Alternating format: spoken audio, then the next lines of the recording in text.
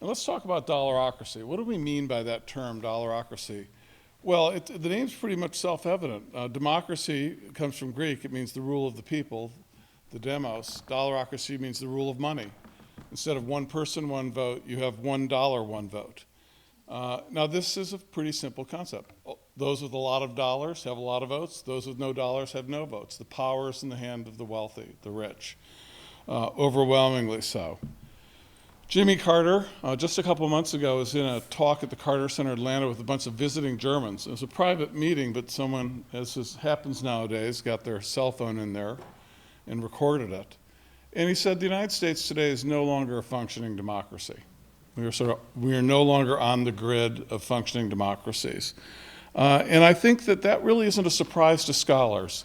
In the last 2 years, there have been a couple of major studies by leading political scientists in the United States on the nature of governance in America, and they both came to the exact same conclusion, that when you look at the decisions made by government today in the United States, and every single decision of imports or consequence made by the government, the opinions, the values, the concerns of the bottom 90% or 95% of the population have absolutely no effect on them whatsoever.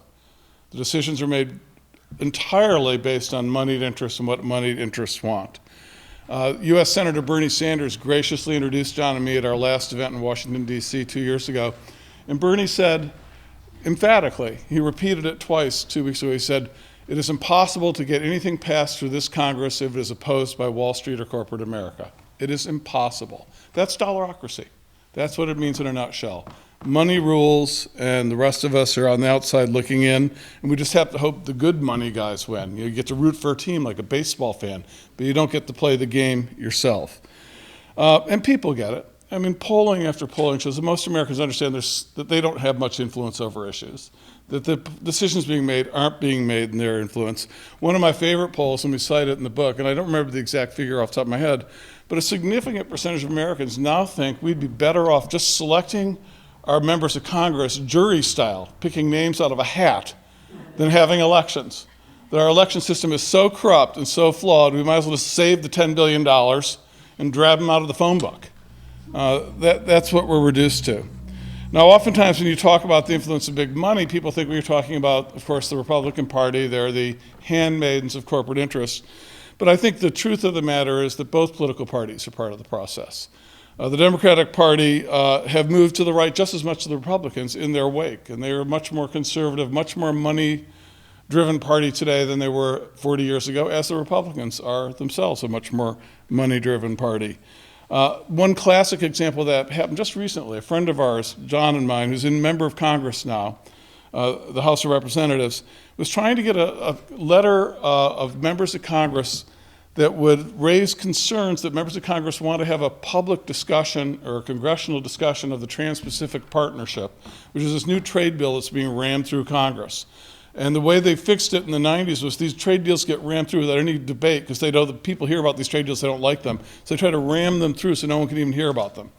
And our friend who started this letter saying, whether you like it or not, the public ought to at least know about these. This is completely change environmental rules, consumer rules that affect business and enterprise throughout the planet. This is as important as anything Congress could possibly consider realistically. And so he took a letter around to other Democrats saying, well, Democrats, of course, will support this because their voting base, their constituency, is the one that's hurt most by deindustrialization, the one that cares most about environmental issues. And he went to someone from a district in Illinois, not far from where we live, that's a classic deindustrialized zone, Rockford, Illinois. And this is a Democrat who was elected mostly by working class voters in an area that had been wiped out, like it was hit by a plague if you looked at the factories in the community. And he said to her, will you sign our letter? And she's thinking it would be a slam dunk. If she doesn't sign, no one's signing. And she said, well, yeah, let me think about it. And she went and she talked to the head of the fundraising for the Democratic Party. And she came back the next day and told her, I said, no, I can't sign that letter. Apparently this will antagonize the people we need to raise money from for the midterm elections for the Democratic Party. So she'd be willing to tank her support with her own voting base in order to not antagonize the fundraising for the Democratic Party going into 2016. That's dollarocracy. Dollarocracy has consequences. This type of social order, it's not an abstract issue. Well, that's sort of interesting. Like, Gee, everyone's suddenly wearing green t-shirts. That's interesting. It's not like that. This has real consequences on people's lives, and it can't go on forever. I mean, the obvious parts of dollarocracy that you see are corruption in the governing process, economic stagnation, which we certainly are mired in now with no end in sight forever, endlessly, inequality, growing and increasing, and all the documentation now is frightening in that regard, increasing poverty, and again, the documentation is striking in that regard. If we had a journalism, those last two issues would be covered all the time. It would be all people would be talking about. Collapsing infrastructure and social services, the story of the last generation, and it's only going to get worse. This is what dollarocracy gives you. The Dollarocrats don't want to pay for social services for everyone who aren't people at the bottom. They can fend for themselves. Dollarocrats don't need public libraries because they have their own private book collections. Everyone else, you're on your own, Jack. That's how it works today. And this is an environment, unfortunately, that produces demoralization, cynicism, and a great despondency. It's one of the things we do in this book tour is battle that sense of defeatism that is self-fulfilling. And so that's exactly what the Dollarocrats want, nothing more than a depoliticized, demoralized, cynical society. That's their dream world. They can write smaller checks then, because they don't have to pay as much to make sure they get their way. And so that's the logical result of this type of system. For young people today, I think it's fair to say, having two daughters, 25 and 18, and teaching students, this is the worst labor market, probably since the 1930s. For college graduates, even before that, because college graduates, since there were far fewer of them in the 1930s, it was a lot easier to get jobs, because there were more jobs for college graduates. In other words, this is the great defining crisis of our times. Everything else really hangs in the balance. If we don't address this crisis of dollarocracy, all the other issues we care about, war and peace, environment, quality of life, anything, will get nowhere. This is really, everything will drive through this prism of whether we can end dollarocracy. And the solution to ending dollarocracy, how we do it, is, in my view, in our view, pretty clear. More democracy. Return to democracy. Get to democracy. Don't even return to it. Go to a democracy we've never seen before. And what we do in this book is we try to look at how the election system has been corrupted and compromised to the point where elections have really lost their traditional role of being a way people can exercise power, change the direction of a nation, get rid of leaders so they don't like what their policies are, replace them with leaders who pursue policies they're in favor of. Elections are an extraordinary moment in any democratic society, in any society, because they're the one time that Bill Gates, the heirs to the Walmart fortune, and hedge fund billionaires have the exact same amount of power as the woman who cleans the toilets at Walmart on the graveyard shift. They each get one vote. That's why there are such extraordinary moments politically in our society. And that's why those people like Bill Gates, hedge fund billionaires, and the heirs of the Walmart fortune are scared to death of elections. And people with property have always been scared to death of elections. The great fear that those who clean the toilets far outnumber those who own the buildings with the toilets in them. And that's the great tension. And this is a tension that goes to the very beginning of democracy. Not just the beginning of this republic, the beginning of democracy. When Aristotle defined democracy 4 centuries BCE in Greece, he said democracy is the rule of the poor. Because democracy means people without property will govern the society. They will be the dominant force, the rule of the poor. And that's been understood by people with property ever since then. They've always understood that. When our Constitution was passed, we held our first elections in the 1780s in the United States, under 10% of adults could vote. The franchise was very carefully restricted, and the framers, some of whom we quote very favorably, many of them, most of them, were opposed to universal adult franchise, male franchise, not just, forget women, forget African Americans, forget Native Americans. They were opposed to universal adult male franchise. And only a few states were non-property holding white males able to vote. It was a very restricted franchise. And as John Adams said, if we had universal adult voting, in the United States, universal adult male voting, that we'd have a revolution. And that was not something John Adams wanted. Didn't like that idea. So it's always been a tension. And really, if you look at American history, this battle over who can vote and who can't, it's always been a central political fight, raising it from the under 10% of 1789 to 100%, which we finally got to in the early 1970s, almost 200 years later. And that battle to get from there to there, some of the most important political fights in American history, women's suffrage, Native American suffrage, Obviously, the African-American suffrage. Right, and women and young people, 18 to 21, finally, the last thing. But those periods that got us there are of great importance to American history, and it's also simultaneous that as the franchise expanded in America during the first 70 years of the 20th century is when we saw some of the greatest popular victories democratically in this country. You know, we oftentimes think of American politics as just the bad guys always winning, because for most of us, most of our lifetimes, the bad guys always seem to win if you're opposed to Dollarocracy. Now, if you're the Koch brothers, you probably think you're on the world's greatest winning streak. But for the rest of us, we don't have that bank account, doesn't look that good. But you know, American history isn't always the bad guys always winning. Between 1910 and 1970, we won a number of major victories. The right to have trade unions, that was a hard-won fight. That wasn't in the Constitution. We had to win that. Social Security, we won that. Quality public education for everyone, that's a fight we won. We struggled for, we got that. It wasn't something in our birthright, it wasn't something handed to us.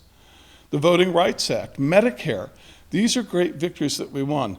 And our country really changed in a lot of ways by the end of the 1960s or early 1970s. In fact, in 1954, at the height of the Cold War, at the beginning of the Cold War, President Eisenhower said something that was quite striking. He wrote a letter to his brother Milton. This is, of course, the Republican president, Dwight Eisenhower. And he said, Milton, there are some crackpots, and I'm paraphrasing a little bit from the top of my head, but I'm not paraphrasing much. There are some extremists and crackpots at the far outskirts of the Republican Party, like the Hunt brothers down in Texas, who are opposed to progressive taxation, who are opposed to trade unions, who are opposed to public education, who are opposed to Social Security. But they're nuts, and they have no credibility in this country. No politician could ever get elected opposing those issues anymore in America, 1954. You know, those are victories the people of this country have won, and they are now sacrosanct. They can't be touched. Well, I guess he's not going to win the Nostradamus Award with that one. And what happened was simply this. By the end of the 1960s, business in America, corporate America, looked around the way the United States was changing, demographically, politically, young people with the anti-war movement, and became deeply concerned that the traditional dominance of corporations and business and wealth over American politics was being greatly eroded, and it looked like it could be threatened, jeopardized permanently. And there were a number of ways this was addressed. The one we talk about at length in the book was one, the U.S. Chamber of Commerce in 1971 commissioned a memorandum from perhaps the leading corporate lawyer in America at the time who represented the tobacco industry. And they said to this corporate lawyer, give us a memo outlining what business can do so it will no longer be held in such low regard by the American people. So it will no longer, Ralph Nader was the most popular American by both political parties in 1970. This is a very scary thing for business, that someone like that, he had people thinking public service was a good thing, that government could be a positive force to make the world better. And this was something very dangerous to business. You know, another report at the time was called The Crisis of Democracy by a group called the Trilateral Commission, concerned with the exact same issue. And the Crisis of Democracy said the crisis of democracy is that there's too much democracy. We've got all these African Americans and young people and women and people of color, people traditionally apathetic who don't care about politics, getting all concerned with politics and making demands on the system that the system can't accommodate without affecting the role of business. So the crisis of democracy is too much democracy. And this is what this memo for the Chamber of Commerce addressed. What do you do about too much democracy? And the memo argued that what was needed was a concerted effort by big business, by corporations, to seize the control of the government again in a permanent way. And how to do that? Well, the memo said you needed to increase think tanks. You had to increase lobbying. There was a tenfold increase in corporate lobbying between 1970 and 1990, 10 times increase. All the major trade associations for business that had been scattered around the country, automobiles in Detroit, steel in Pittsburgh, all moved to Washington. All became full lobbying shops. They said you have to make the media and education systems much more sympathetic to the needs of business, much more skeptical towards labor and all these sort of or seen as non-sufficiently pro-business groups. These are the crucial things. You have to make, who are going to be these lobbyists? And that was another thing. He said, well, here's a great idea. Why don't we hire members of Congress when they leave office to be our lobbyists? In 1970, 3% of ex-members of Congress would go on to become lobbyists in Washington representing commercial interests. Today, it's over 50%. oftentimes at a salary 3 to 10 times higher than their congressional salary. If you're a senator, you usually get $1 million to $1.5 million a year. As a lobbyist, member of the House, you get $400,000 to $800,000 a year. That's where the money is. So that changes the whole logic of governing. Now, if you go to Congress, it's your AAA level job before you get to the big leagues on K Street and cash in serious chips. That's why a guy like Jim DeMint wins re-election and says, I'm checking out, I'm making $1 million over at the Heritage Foundation. Give up a Senate job. Senate job, not good. Heritage job, that's where a career-ending job. And this is part of the process of changing the culture of Washington. So everything's focused on the needs of business and their lobbyists. And one of the other things that this memo, which was read by all the CEOs of major corporations in America, recommended the court system had to be changed. Couldn't have these, even Republican presidents were appointing guys like Earl Warren to lifetime appointment in the courts, and they get in the court and they go rogue on you. And they take the Constitution seriously, and they forget who their friends were that got them into office in the first place. We couldn't have that anymore. We had to do a much better job of having a farm system of pro-business lawyers to judges to make sure we always got our guy voting with their thumb on the scale. And what a coincidence. Just right after that, Richard Nixon had to appoint a member for an open slot on the U.S. Supreme Court. And guess who he put on the U.S. Supreme Court? The guy who wrote that memo, Lewis Powell.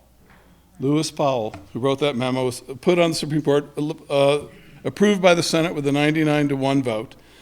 And Lewis Powell, who was considered a Southern moderate, because he was from Virginia, and a Southern moderate in those days meant basically a Southern white guy who wasn't in the Klan. But he was presented as a moderate, but a moderate not on corporate power issues. On corporate power issues, he was an extremist. If you read this memo, it's clear. He says, we're in pitched warfare to defeat democracy and have corporations run this country. There's no moderation in there. It is vulgar. It's a vulgar materialist document. And Lewis Powell, when he got to the court, his first great cause, and the first opinion he helped write on Bellotti in 1976, was always unlimited billionaire and corporate spending on elections. There should be no restrictions on how much corporations and billionaires spend on elections. Now, all sorts of law professors and people have been picking at Powell's words, saying, well, Powell's really trying to redefine, understand how we can extend free speech, freedom, and rights, and have better elections and more democracy. Baloney. If you read the Powell memo, it's obvious what he understands. If you can have unlimited corporate spending, corporations will win the elections. That's the idea. Their guys will win. That'll discipline all the politicians not to step out of line for fear of loss. And that point, though, has been lost, unfortunately. It needs to be understood. He wanted, and the other saying, well, I'll get to this in a second. So at any rate, so he wanted unlimited corporate spending on elections, unlimited billionaire spending. We had a great tradition in America, John and I chronicle it in the book, of actually having limits on how much people could spend on elections, and great debates over how to regulate elections to make them fair, level playing fields, so that no one could come in and have inordinate influence over the outcome over another person, defeating the whole idea of one person, one vote. And Lewis Powell was opposed to that, but interestingly enough, he couldn't get his way on the court when he was on the court in the 70s and 80s. And even in the 90s, they couldn't get their way. This is not purely a left-right issue. The chief opponent to Lewis Powell was the then Supreme Court Chief Justice William Rehnquist, who actually said, this is ridiculous. Corporations aren't people. They shouldn't have unlimited power. Elections have very definite certain rules to make sure they're fair. So Rehnquist said this, and he stood in the way. Well, Rehnquist left the court in 2005, and he was replaced by John Roberts. And John Roberts is directly out of the Lewis Powell playbook. He had been crafted for this job. He had written his decisions on the important issues before he even took office. And he has made it his great cause to have unlimited money being spent on elections by billionaires, by anyone who wants to, and by corporations. And it came to a head, of course, in the infamous 2010 Citizens United decision. The Citizens United decision, if you read it, and we've read it, and we quote it at length in the book, actually doesn't say we want unaccountable money to take over elections. It actually holds to the belief that we don't have any reason to fear unlimited money because everyone will be able to know who's donating this money, but thanks to the internet. They can go into the internet and find out who's spending all this money. And therefore, rich people won't try to buy elections because they're going to be shamed by the fact that people will know they're giving all this money. So it'll all be above board. It'll just be great citizens donating the money. I mean, even saying this stuff is laughable. It's so pathetic. But they actually more or less imply this if they don't actually state it in their decision. Citizens United It didn't kill electoral democracy. The problem didn't start there. The problem started decades earlier, as we talk about in the book. As Larry Lessig, the great writer, put it, Citizens United fired a bullet into the body of American democracy, but the body was already cold. It sort of finished the job. And as a result, though, of Citizens United, we now do have mostly unaccountable money. Even though the Citizens United decision said it should be carefully accounted for, everyone should know what's being spent, the facts of the matter is, and they understood this, they had to because it was apparent in 2010, there is no mechanism to make it accountable. And what we found in 2012 and we document in the book is that big funders have found ways to use what's called third-party groups that aren't officially connected to campaigns to funnel their money anonymously through sort of a drug dealer-like series of Cayman Island-type banks so they can contribute unlimited amounts to campaigns and no one knows where the money's coming from. Reporters can't track it down. It's that developed. And that's the new era of American politics. In this 2012 election campaign, John and I did the math, and we spent in the United States $10 billion on the 2012 elections in the United States, twice that of 2008. Twice as much as 2008, 10 times more than just a generation ago, even allowing for inflation. But the problem is John and I can't be precise about the $10 billion because so much of it is dark money. We're just guessing, speculating, doing the best we can with the available data. No one has any idea. It's realistically, or actually we go sometimes and we'll say, oh, here's the guy we didn't know about, gave $100 million on that referendum. You find this stuff is still filtering in. There's no way to know. It's really undeterminable. And most of the press coverage of our campaigns today talks about it as a Wild West situation because it's absolutely unregulated. It's simply out of control. Well, the situation is cynical and shameless. It really is with the dark money that's taken place. And, you know, the United States spends a lot more than other countries in military spending. I think we spend more than the rest of the world combined, basically, if we have in. And we have the best military in the world. We can kill people with drones. We can kill anyone, kill people 1,000 times over. We're the world heavyweight champion murderers when it comes to military stuff. We have the top military. No one comes close to us. Well, of course we do. We spend the most. Well, let's look at our elections and see if that same logic applies there. How much do we spend on elections per voter compared to other democracies and see what the effects are? Canada held national elections in 2011. And the United States in 2012, in our national elections, so I'm just counting Congress and President, not the local stuff, we spent, for every dollar Canadian campaign spent in 2011, American campaign spent 8 times as much. So we 8 times more than Canada spent on our national elections. Norway just held national elections 3 weeks ago. Norway, we spend 10 times as much per voter as Norway. 10 times, not 10% more, 10 times more than Norway.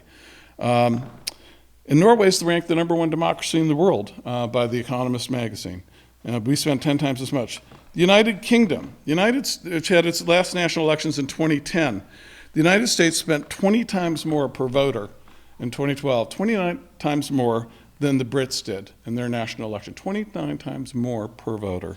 And then here are the most recent election, Germany, last week, 2013 elections. And the US outspent Germany 32-1, 32 times more than Germany per voter in our elections.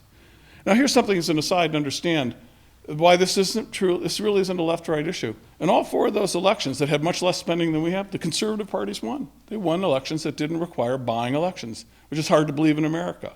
But actually they could win elections without having to do it by buying them in those 4 countries. But the question we have to ask for America, okay, we're outspending Germany by 32-1.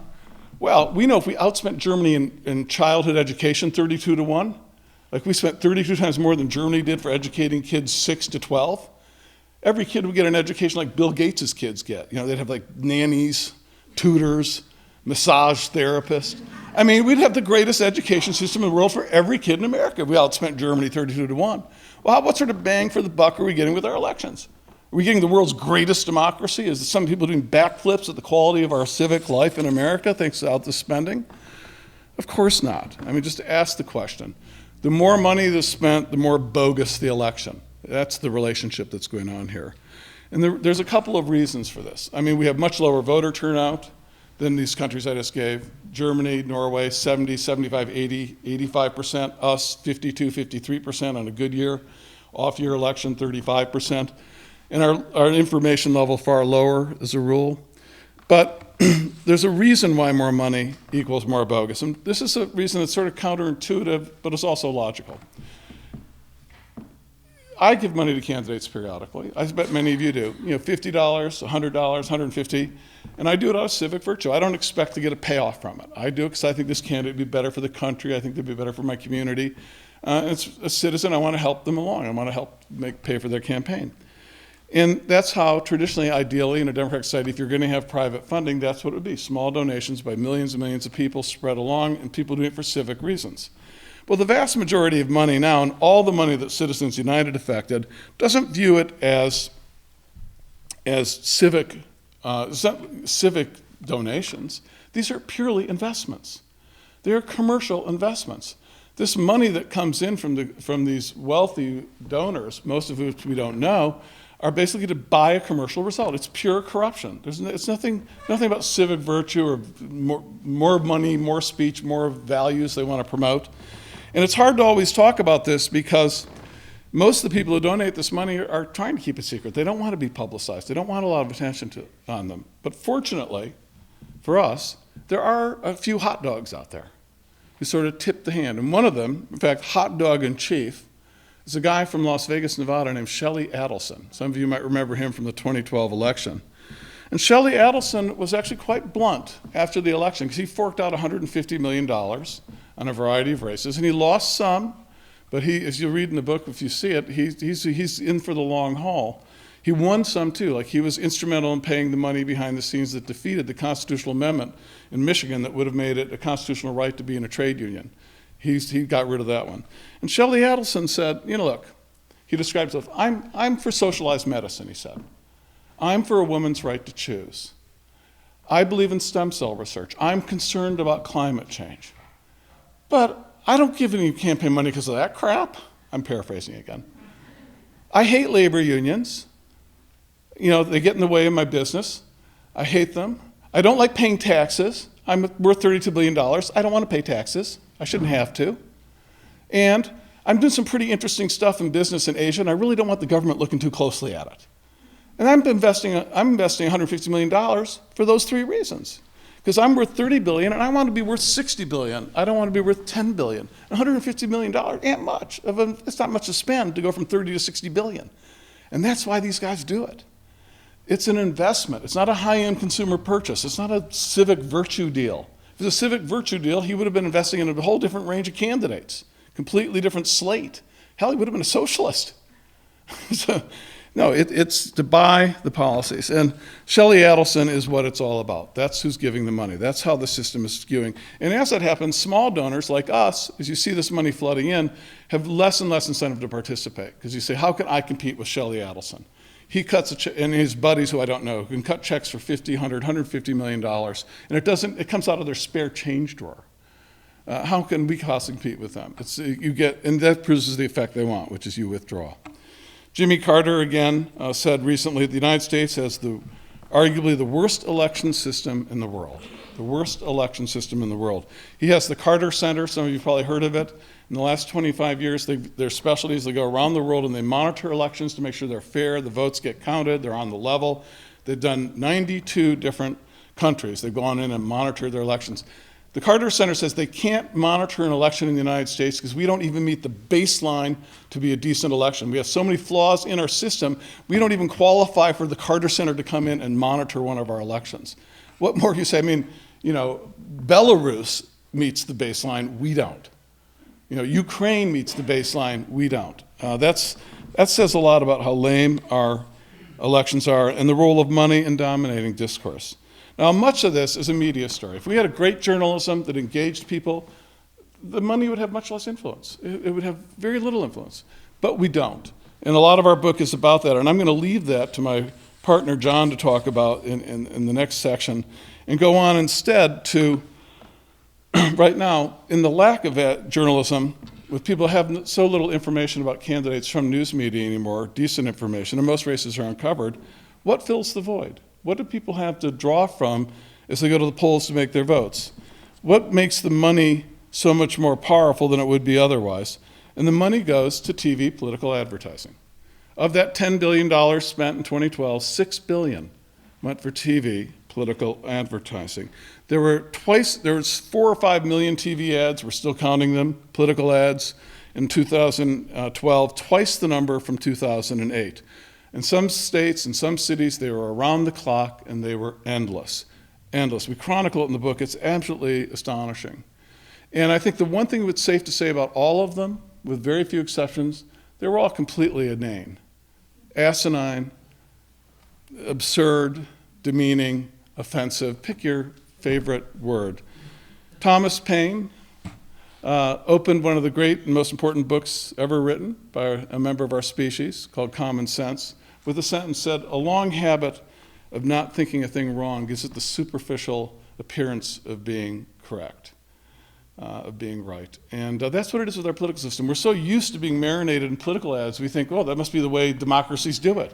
You've got to have billionaires buying negative attack ads attacking candidates, and that's how you select voters in a democracy. Well, actually, we didn't do it that way in this country until pretty recently. And they don't do it that way in other countries. Those other countries, Germany, Norway, England, they can't even be allowed to do political advertising in those countries. It's considered propaganda that will pollute the political process. And that's something that will add to it. So we've got to sort of stand back, and we try in the book to present a critical way to understand it. And what's striking about our political ads too, and John and I were doing this research, TV political ads came along in America in the 1960s. They really became prominent and became noticed. And they were hated by Americans almost immediately. I mean, from the very beginning, no one's going, hey, these are great, man. Everyone's always hated them. But you look at the ads in the 60s and even the 70s now, and they look like Gettysburg Address by comparison to what you get today. And they were almost all positive. What was striking is there were very few negative attack ads in the late 60s and early 70s. Hardly any at all. They were inane. They'd be like Jimmy Carter sticking his hand in the dirt and saying, hey, look, I'm a farmer. Like, whoopee. Or Richard Nixon throwing a Frisbee to his dog. But they weren't negative ads. But they were stupid, but they weren't negative. That's what's really changed. You know, over the last 30 years, we've seen an increase in the percentage of the ads that are attack ads, basically taking out the opponent rather than talking about your own candidate, and usually taking them out with half-truths, lies, out of decontextualized points. And you know, it was by 50 or 60% of the ads by 2000 were negative. In this last election, we were up to basically 90, 95%, depending on the race. In some races, actually literally 100% of the ads were attack ads. Every single ad in a race was a negative ad attacking the opponent. And this negative third-party money, this dark money that comes from Citizens United, almost all those ads are attack ads because they can't be affiliated to candidates. So it's much easier just to attack the heck out of someone than promote another candidate you're not allowed to be affiliated with. So the system is set up to produce lots and lots of attack ads. And you know, this is one of the reasons why people in Madison Avenue, as we discovered, and I knew this before, but I discovered doing this research, hate political advertising because they think it's so horrible. I mean, Madison Avenue, a lot of people there think what we do for our political campaigns is horrendous. Some firms won't even do this business. They're so appalled by it. And what they'll say to you is, say, look, there's no negative advertising. We don't do that with commercial products. We don't do negative advertising. You know, Coke doesn't buy ads saying, hey, whatever you do, don't drink Pepsi. The workers urinate in the vats when no one's looking. And don't drink that crap, whatever you do. They don't run ads like that because Coke's ad agency only makes money if Coke sells more Coke and makes bigger profits. They don't get a bonus if Pepsi sales go down, only if Coke's go up. And if they just run a negative ad against Pepsi, Pepsi's going to say, okay, well, you guys vomit in your vats. And pretty soon, no one's drinking cola drinks. So that everyone understands that's just not a really smart way to go. So negative ads don't exist in the commercial world. This is really a phenomenon of our politics. And why is that? Why are negative votes, negative campaigns the dominant way people communicate? Especially because I bet if I asked any of you individually, say, everyone I know hates them. I hate them. They're stupid. You know, how could this be? Well, there's two reasons why. One, in Coke and Pepsi, if Pepsi's got 49.9% of the market share in the cola market and Coke has 50.1%, Pepsi could still be the second most profitable company in the world. It could be doing fantastically well. But in a two-party political system, if you get 49.9% of the vote, you're out of business. So the difference between 49.9 and 50.1 is everything. It's life and death. And so if those negative ads are just enough to get you from their A to B, it's worth it, even if everyone else hates them. And that's what they've learned. Even if that's all it takes, you get from 49.9 to 50.1, and that's what does it. And they work. When people do those ads, you see the polls move, and when they don't do them, they stop advertising, the polls move against you, especially if your opponent kicks in. If you don't answer them, you're cooked. The polls will move. They can't take a terrible candidate and get them elected. They can't get a Republican elected in Madison or Berkeley. But when it's a close competitive race, when there's actually in play, they can absolutely work. The other factor is, with the complete lack of journalism, something even more frightening. Even among people like us who think we're not affected by political ads, the research shows they actually do work. They do focus group surveys with people before the election. This is last year, they did in 2008 as well. And they say, who are you going to vote for in the election? And they talk about what they think of the candidates. This is months before the election. And voters will say, well, one thing I can tell you, they all say this, I hate those negative ads. And I might not even vote for a candidate who runs those ads. They're so insulting, they're so stupid, I hate them. They're terrible. I don't believe a word in a negative ad, never will. Everyone says that. Then they get the same group of people together after the election. Say, who do you vote for? And who didn't you vote for? And when they describe the people they don't vote for, invariably the wording is almost directly out of a negative TV ad. They're just almost quoting it directly. She's soft on terror.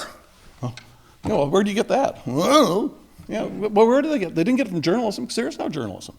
They get it from these negative ads. They do work. They do have an effect. That's why they're done. The people who spend that $6 billion aren't morons. They know what they're doing. And they're not going to go away, unfortunately. Now, there are real beneficiaries to this system. There's what we call a money and media industrial complex. It's making a fortune from this system. And the local TV stations are number one. The average local commercial television station got 2% of its revenues from TV political ads in 1992. And to now, last year, the average station got between 25 and 35% of its revenues from television ads. This is just money for free. They don't have to do any work for it. It's just given to them. And they've become, as a result, commercial broadcasters. They are to campaign finance reform, what the NRA is to efforts to rein in assault weapons. They are the number one lobby that opposes it. And it has produced a great crisis. And in the 1990s, was sort of the last moment this was a legitimate political issue in Washington. And that was a long time ago. The stakes were much lower. The money was 1/8 of what it is now. But there was still a lot of public opposition and concern about how dreadful what was going on. And the second Clinton FCC head, Federal Communications head, was a guy named William Kennard. He came into office in 1997, and he got the idea. He said, why don't we make the commercial broadcasters give free time to candidates and air all the debates for local races, especially since the law says, the courts have ruled, and FCC has ruled, the number one way these stations can earn their free, whether they get these licenses for free, is by covering local politics. So they ought to do this. It's in the law. This is what they ought to be doing. So instead of selling all these ads, why don't we have them do free airtime for candidates and air all sorts of debates, let everyone have a chance equally to reach the voters. And Kennard went around the country, all across the country, Republicans, Democrats, independents. Everyone loved it. He didn't find any opposition. He was getting hoisted on people's shoulders and carried around the room. They thought, boy, Kennard, you're a smart guy.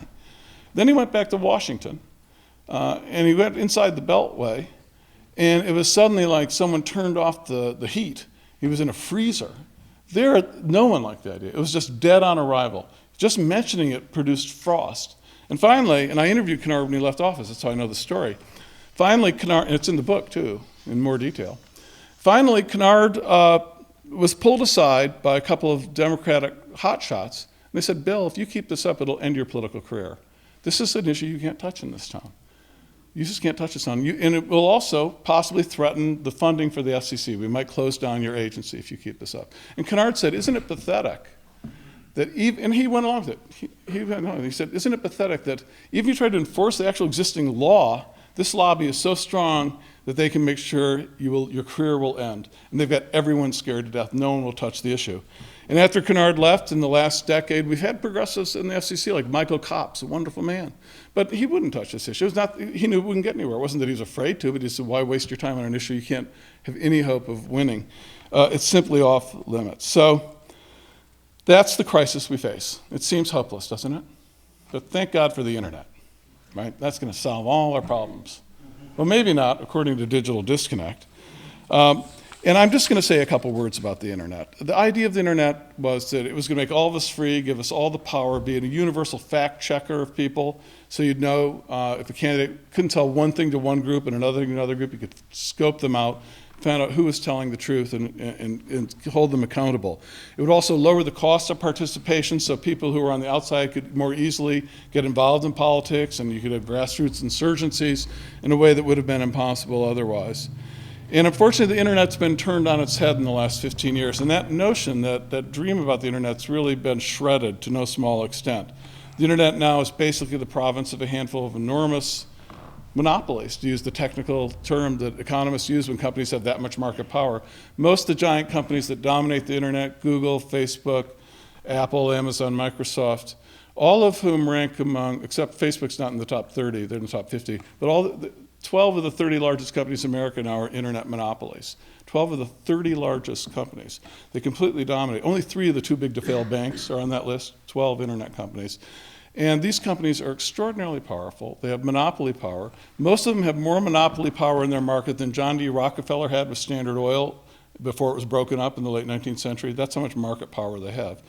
And they've taken over the internet, and they want to get in on this money media election complex. They want to see that $10 billion that's going to commercial broadcasters and that crowd go to them. And they're working aggressively. We chronicle it, detail it in the book.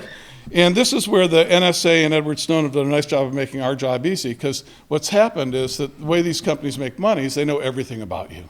They know everywhere you go. They know everything you possibly know about you. They know it. And technically, they're not supposed to be able to connect that information to your name. That's sort of the one ethical thing, the line they're not supposed to cross. But one group doesn't have to worry about that. That's political candidates.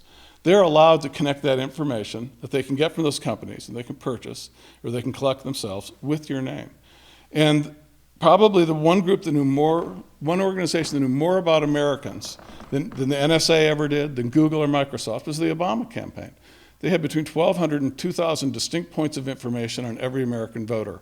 They brought in the top people in the country, they collected information, and it gave them the power to send distinct crafted emails to individuals knowing what language would work with you, what issues you cared about, how to appeal to you. And some of you say, well, that's great, I like Obama, I'm glad he did it, way to go, guys. Well, next time out, guess who else is gonna be doing it? Sheldon Adelson and the Koch brothers and all those other people. And think how much you're gonna like it then if you suddenly are getting messages from politicians in language that you know about issues that you support, telling you they support that issue. They might be sending the exact opposite message to someone else who they know won't approve of that issue. And you'll have no way of knowing.